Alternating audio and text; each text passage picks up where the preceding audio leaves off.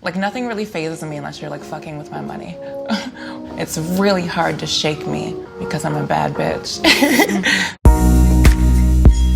I want to represent something different and something rare and something that hasn't been seen before.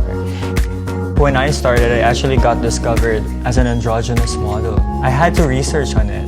Going into modeling, I kind of had this, I don't really care what you think type of attitude, just because I feel like you kind of have to have that like barrier, a little bit of a wall walking into this. I was kind of just like, you either like me or you don't. Not a lot of people get my swag, and not a lot of people get the way that I look. I usually do a lot of women's jobs, even though like on a daily basis, like I wear men's clothes or I dress like a tomboy. Like I'm a transformer because I'm different, and like different kind of scares some people.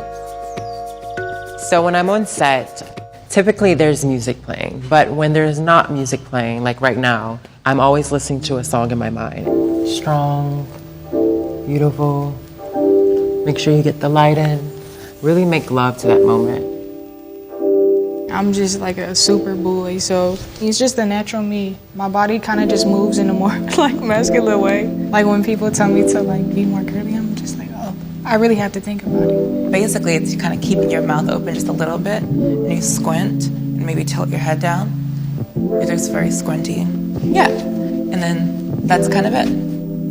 Like, I remember when I was starting in the Philippines, beside my bed was a big mirror. I literally put it there, just so when I wake up, I could already start practicing. It sounds so freaking vain, but that's how it is. That's just how you could practice your poses. For me, as an androgynous model, as a model, like, if I want to be more masculine, I'd play with my facial expressions and usually my brow. Your movements in terms of your body has to be very minimal and just boxy.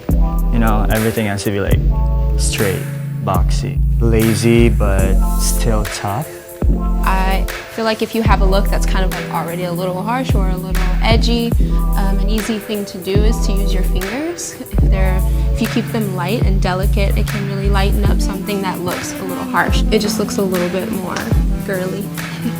I see beauty in everything and in everybody, and I just think it comes from inside of you and just how you look at things. Like, you know, you can search for things your whole life, but if you don't love yourself and if you don't know who you are, you're never going to be happy. Beauty is in the essence of uniqueness, regardless of gender, regardless of color, regardless of size. Every single person on this earth has this inner magic. We're blinded by politics and religion and who's cool and who's not cool, and what is left at the end of the day when all that is taken away from you? Your soul is there.